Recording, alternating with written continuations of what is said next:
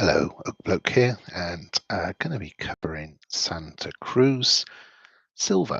So this is my latest article. So this hasn't been published yet to my Substack, which is theoakbloke.substack.com. Will be published in the next couple of days, so you're seeing this first. So this idea is a silver miner, uh, as the name might suggest. So um, not sure who the statue is, but looks very grandiose. So the thing that attracted me to Santa Cruz, and by the way, none of this is advice. This is just me talking about investment ideas. You do your own research, and you certainly make your own investment decisions. What attracted me to Santa Cruz silver was um, when I spotted its price earnings. So the price earnings it is currently on is less than 10 times, which is incredibly cheap. No two ways about it. So incredibly cheap, in my opinion. 3.1 pence, and I'm going to talk in British terms. I'm translating Canadian dollars to British pence, so using 188 as the FX rate. So obviously,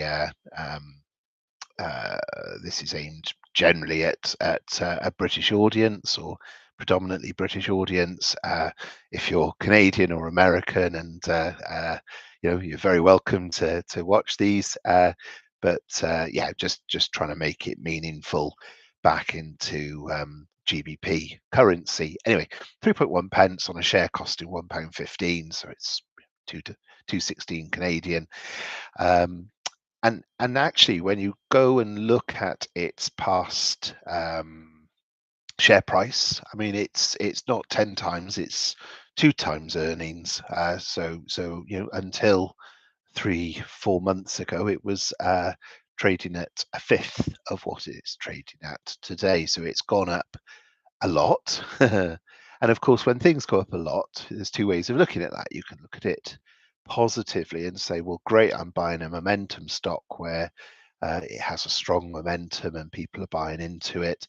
Great. And you can make a lot of money from momentum stocks, but equally, you can look at it negatively and say, well, gosh, I'm paying 5 times more than I otherwise would have done if I'd only bought it back here. And then you don't buy it because it's too expensive. You say, oh, it's not worth buying. But of course, even at this price here, if you're making 10 times earnings, okay, that means, for every pound, you're getting 10p of earnings. So after 10 years, it's the earnings equal the price you paid for the shares, which is generally a proxy of good value. Obviously, it depends on a lot of things, depends on whether those earnings are consistent, whether those earnings are um, going to continue. So there's obviously a number of factors behind that statistic. But if you go and look at other silver miners, you will not buy them for 10 times earnings. You will be buying them for a lot more. Just to kind of give you an idea, if I went to look at Fresnillo, or if I went to look at Hochschild's at 21.5 times. So it's about twice the price relatively. And Fresnillo, which is another popular silver, well, you can see um, yeah, there's a slight difference there, isn't there, between 10 times or less than 10 times and 80 times. So for every pound you put in, you get 1.25 pence of earnings generated by that company. Obviously, that's a very popular share, and obviously people have jumped on the bandwagon and bid that up. And of course, yes, it's paying a dividend, and yes, I'm sure it's doing okay. It's obviously got some very good mines. But yeah, that's a lot of money to pay um, for that share, in my opinion. Anyway, I'm not here to talk about Fresnillo. I'm here to talk about Santa Cruz. So Santa Cruz has got 4 producing mines. So you can see we've got Bolivar. No, it only owns 45% of Bolivar and 45% of Porco. It bought that 45% share from Glencore. It owed Glencore some money, was paying quite a lot of finance charges. In the past couple of months, it's basically generated a load of cash and paid off Glencore. So it's now debt free. That has dramatically improved its strength of its balance sheet. It's got cash on the balance sheet. It's cash generative. So as well as these 2 mines, it's got Caballo Blanco, the white gentleman, San Lucas, which is not a mine, but it's an ore feeding. So essentially they buy in ore from small holders and small mines to process at these other mines. We have an exploration asset called Soracaya, which is also Bolivia. So we've got sort of 5 locations in Bolivia and 1 location in Mexico, Zimapan, which is 100% owned and again is a silver mine, but this time in Mexico. So I think the first thing I would say is looking at the latest results being second quarter 2025, the production was 3.5 million ounces equivalent, where 40%, so when I say equivalent, that they're converting the zinc, the lead, and the silver into silver equivalent ounces. So this many this ton of zinc is equal to this many ounces of silver. So they're sort of using a conversion. So you could sort of look at that and say, well, 3.5 million ounces of silver, of which only 1.4 was actually silver. So 2.1 was not silver. So that's about 40% silver, 60% not silver. But that's based upon the silver prices at the time. Now, the silver prices today are dramatically different. You can see here, these are the relative production levels from each of the 5 mines. And you can also see, the lead, the zinc and the copper. Now, lead, zinc, and copper, whilst no, they're not silver, it's actually, like, I don't see that as a vast negative. The fact that there's today's price is probably about 40% of the income is coming from zinc, lead, copper. Those are industrial metals. Zinc has been recovering in price. It's currently at about 3,000. It's dropped down to about 2.5. Could it go higher? Possibly. Lead is at just over 2,000. It's been at lower levels. It's again sort of up a little bit. Could go higher, potentially. Copper just below 10,000. Could it go higher? Yes, it could. So the fact that there's a polymetallic element to this isn't, to my mind, actually that much of a negative, because it just kind of gives an extra source of revenue to these mines. So anyway, that's the overall average. So in terms of revenue, the revenue was based upon a sort of $32.37 price for silver. In other words, because today the price of silver is at 43, not 32, the equivalent number of silver equivalent ounces of zinc and lead and copper is going to be so much less, because the proportion of silver revenue is going to be up by well over a third. So at today's prices, you're looking at more like silver being 60% of the silver equivalent ounces. What you'll see here is now this is the cash cost, and this is the all-in sustaining cost. So you can see this is quarter 1, this is quarter 2, very competitive levels, 22.95. See, when you're producing it at that price, selling it at that price, so making a good margin. But again, I would make the point, assuming that the AISC is today still at that same level, and there's every reason to think it is, or even a lot lower. That you can see here that compared to the average for the second quarter being April to June, so we're not talking a million years ago, we're talking 3 months, 3 to 6 months ago. Profits today are over double. So this is on a sort of per ounce basis, that if we take that as today's silver price, we can see that there's a real step change. And this is the point that I make later on in the article about what's called leveraged profits. So, if you went and bought an ETF that contained silver bullion, well, great, you would have made about sort of $10.60, so you would have made about 30% profits, which is okay. That's okay. But this meanwhile has more than doubled in profit. So you're getting a leveraged profit because, of course, you're producing the silver and therefore able to profit from its rise in price. So I guess the question to ask uh, yourself, or to sort of contemplate, is, well, is 43 kind of as good as it gets? Could it get better? So if we say, let's look at silver today. Silver is at 43.07 this evening. So this is Friday evening. You can see over the past year, it's gone from 30 up to 43. If we look at a 10-year view, it was back at $13 back here. So it's quadrupled in price.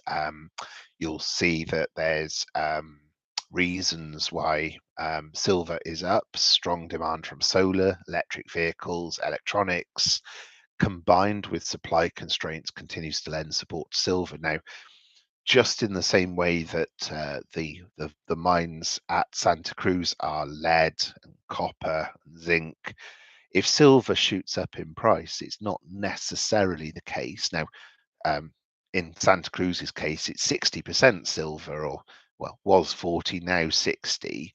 So they've got a lot of incentive to increase production in response to an increase of silver price.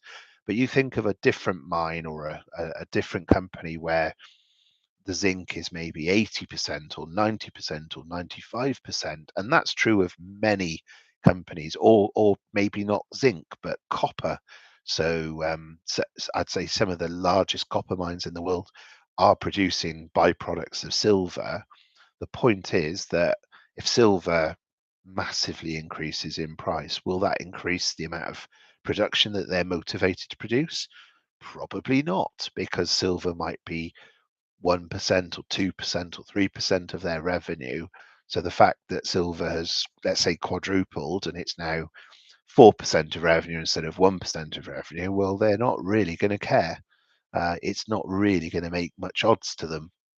And maybe it's more than that. Maybe it'd make a 10% difference. Again, that hurdle for spending more money on capex to increase production, and even if they do increase production, if they're only producing 1% silver, they're going to have to increase their production by a whole lot to kind of fill the shortfall of silver. So this is kind of one of its advantages, really, is because it's a byproduct in many cases, and that can either be copper silver, it can be gold silver, it can be zinc silver, it can be, and there's some other combinations as well, but those, I think, are probably the main three.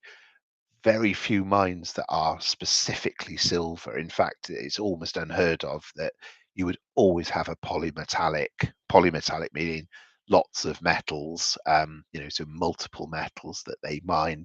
They don't just mine silver. There's no such thing as just a silver mine, or virtually unheard of. So the reality is that, as I say, it's leveraged bet where the increase, the prospective increase to the price of silver could be very, very positive for this. I talk about just comparing this against other ideas and other sort of, somebody asked me about SILG and said, oh, what about just investing into SILG. SILG is a exchange, an ETF, SILG. So it's Global X ETF Silver Miners. Well, the title sounds marvelous, doesn't it? You get to invest in all of the silver miners, and you can see, wow, it's gone up. But you can sort of see like what 12.5 to 22.5. And I wrote about this back in June, I think it was. Anyway, in this article, I sort of say, well, like the reality is, if you actually put that SILG up against Santa Cruz, up against another idea that I wrote about, Cerrado Gold, which is, despite the name Cerrado Gold, it's a silver miner as well. So a silver gold miner. You can see, SILG is down here and Cerrado is here, and Santa Cruz has gone off to the races. So very, very different performances between the three. So this, you know, for various reasons is disappointing. Probably because one of its holdings is something like Fresnillo that's at 80 times earnings, and realistically, that's not going to go sort of quadrupling or something from here, because what are people going to pay 320 times earnings? I mean, it's not Nvidia, is it? It's Fresnillo. So again, there's kind of limited upside, in my opinion, around SILG. And actually, I mean, in my article, I sort of spoke about how it can be actually quite misleading, because you'd sort of think, with it saying silver miners on the lid, on the tin, that you'd think it was 100% silver miners, but it's not. I think I worked it out that it was less than 40%, and some of them were um, zinc producers that had sort of 1% silver. And I was like, well, why are they even in that ETF? They've hardly got any silver whatsoever. Anyway, that was just a comparison that if we compare performance period to period, we can see that revenue increased by a few million. We can see now some of the revenues fell between specific mines. So we did see some flooding in some of these. So this one, Bolivar, had some flooding, so that caused a reduction. But you can see Caballo Blanco, San Lucas, some really outstanding increases to revenue at most mines, and also interesting to see that the costs are down, partly because the Bolivian economy, so the FX rate is very favourable to costs and so on. So Santa Cruz have paid down debt, so they've removed about 15. So they were spending about $15 million, so about £10 million on interest payments per year. That's now gone. They've paid that down to zero. They do have some bonds that are Bolivian bonds, where they said the benefit of the FX rate kind of makes it almost like free money as far as that went. So, and their operating cash flow at 24 million in the second quarter kind of equates to about 100 million a year. So again, very strong cash generation that will then go on to afford capital expenditure and development of the Soracaya mine and so on. So you can see this is a view of the different mines and the in the portfolio. This mine level breakdown, this Zimapan obviously stands out as very expensive. So gosh, like, should they even keep going? Because presumably at 32 they were losing money back in the second quarter. Well, that is very much a one-off. So in the notes, you'll see that there was a timing issue, that they'd spent a lot of capex. So this number includes a lot of brought forward expenditure that would reverse or not repeat itself in the second half of the year. So you can sort of see some of these are really, really strong, 13, 17, and then obviously these ones at 22, 23, but some really, really cheap production. You know, they're sort of got some very nice mines from what I can see. Sorokaya, the exploration asset, has got 34.5 million ounces of silver, so 50 million, 50 million, 50,000 tons of zinc and 300,000 tons of lead.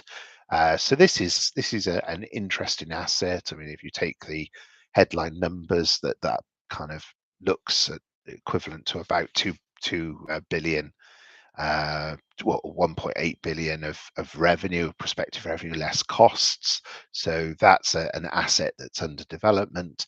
You can see here that most of the mines are majority silver. So there's a few Porco and San Lucas that were lower levels of silver. And predominantly zinc, but you can see 3 of the 5 are predominantly silver and not predominantly zinc. So there's a bit of a mix there, and we can see here, you know, some of these are well above 200 grams per ton of silver, which 200 is kind of normally classed as exceptional.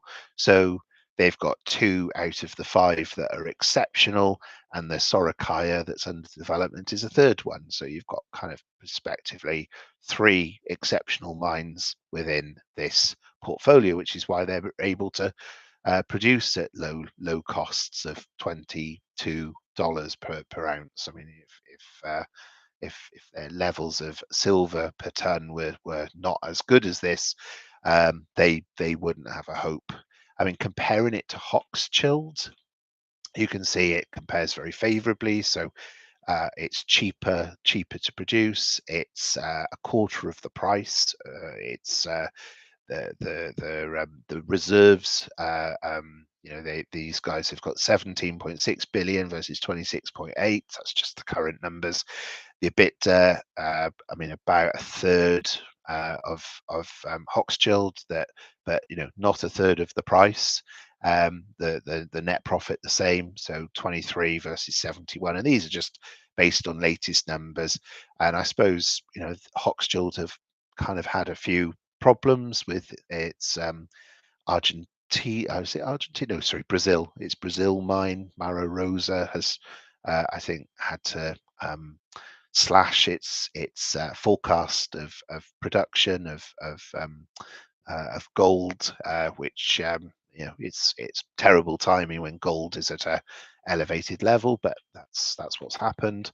So anyway, what I did as a final thing here was to say, well, let's take what the actual production was. So this is 6 months of production across all of its mines, and then that's the total. So that's the total ounces of silver, total tons of zinc, total tons of lead, total tons of copper. So these numbers down here, in the case of copper, lead, and zinc, these are just taking today's prices and saying, well, if they produced 41.8 kilotons of zinc at today's 9,000, I think I used 9,900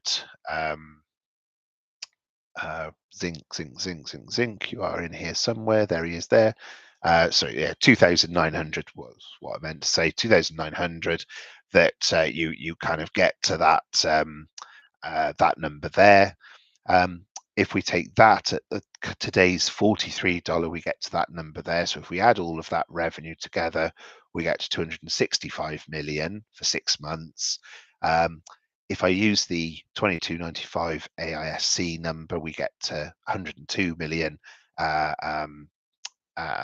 revenue. Oh, sorry, 102 million operating profit. Okay, what I've done is I've taken 25% off for tax, and I've taken converted that into GBP. So you can see that 102, double that, 205, turn it into pounds, take off the tax, gets you down to 120 million versus today's market cap of 414 million. Well, you're looking at a company that's generating or will be generating earnings at about 3.4 times at $43 per ounce of silver. But then I went on and said, well, okay, well, what happens if silver keeps going up? If silver moves to 50, we can see that profits start really accelerating. So go from 120 to 180. And if silver were to hit that magical 100 that people are starting to talk about, you'd be looking at a company that is at 1 times its earnings. Now, obviously, at that point, these guys and Fresnillo and so on will be at potentially higher prices as well. But will this still be at 80 times earnings when silver is $100? I mean, maybe it will. Maybe people will say, well, this is the way to invest, and that's the end of it. But I think the upside here is just, in my opinion, far, far, far stronger. And obviously, with a market cap of over £400 million, I mean, this isn't a tiddler. They've got cash in the bank. They're now well, I mean, they aren't debt free, but they are in essence debt free. They're choosing to have some debt because it's strategic to do so. So I guess I would conclude by saying, whilst and if you are a British investor that hasn't invested over into Canada or overseas, well, yes, there is a trading charge, and yes, there is a loss on FX that you won't get, a sort of perfect exchange rate, etc. I mean, there are costs of doing it, but when you sort of weigh up the lack of options, arguably what I would see is the lack of options in the British market versus the options available to you in overseas markets. I suppose it's a psychological barrier as much as anything else, that you sort of say, well, I don't want to pay the 20 Canadian dollar trading charge, and I don't want to lose money on the exchange rate, and so it can be sort of down to things like that, perhaps, that stop us from taking advantage of ideas. But I sort of put some other ideas in as to what else you could do. I mean, there's gold and prospect metals that is predominantly gold, but there's a little bit of silver in that. There's some silver in Mineral and Financial, MAFL, which is one of the Outlook 25 for 25. So that's another. And in fact, they've got silver contracts as well. So they've got silver bullion in essence.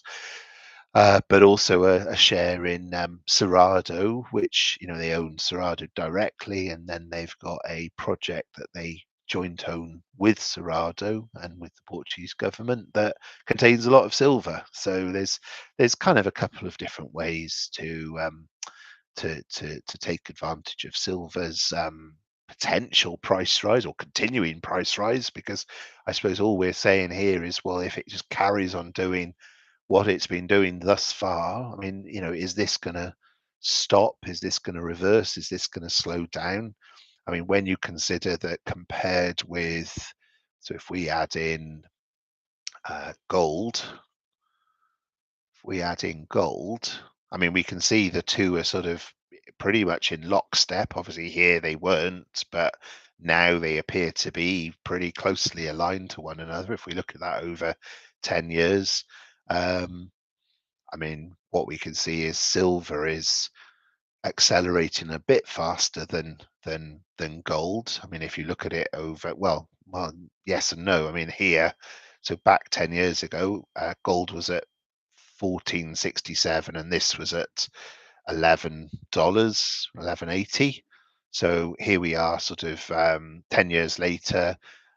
Silver has quadrupled, and gold has not quadrupled, I guess, but even so, I mean, if you take the ratios of the two of them, I think when I did the sums the last time, I was getting to 87 times. So if we say 3682 divide by 4307, oh dearie me. Well, yeah, I mean that's divided it by 100 too many, 85 and a half times. So, there isn't 85 and a half times more gold in the world than silver. It's about 7 times more gold in the world than, sorry, 7 times more silver in the world than gold. So for silver to be 85 and a half times less in price than gold doesn't kind of make sense, because it's 10 times scarcer than the price suggests. So make of that what you will. In other words, with 1 ounce of gold, you could buy 85 ounces, 85 and a half ounces of silver.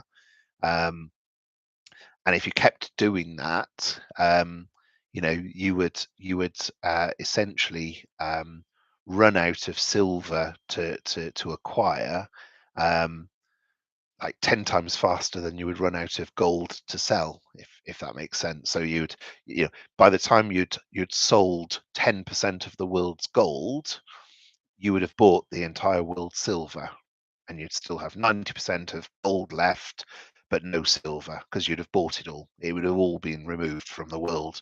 So that, for me, is kind of a big reason why silver could increase from here, even if gold continues to increase. That silver's, in my mind, the logical metal to increase further and faster. And also, if you go back in history, well, you can sort of see it here. In actual fact, I mean, in the last increase of precious metals in 2021, you can see it here.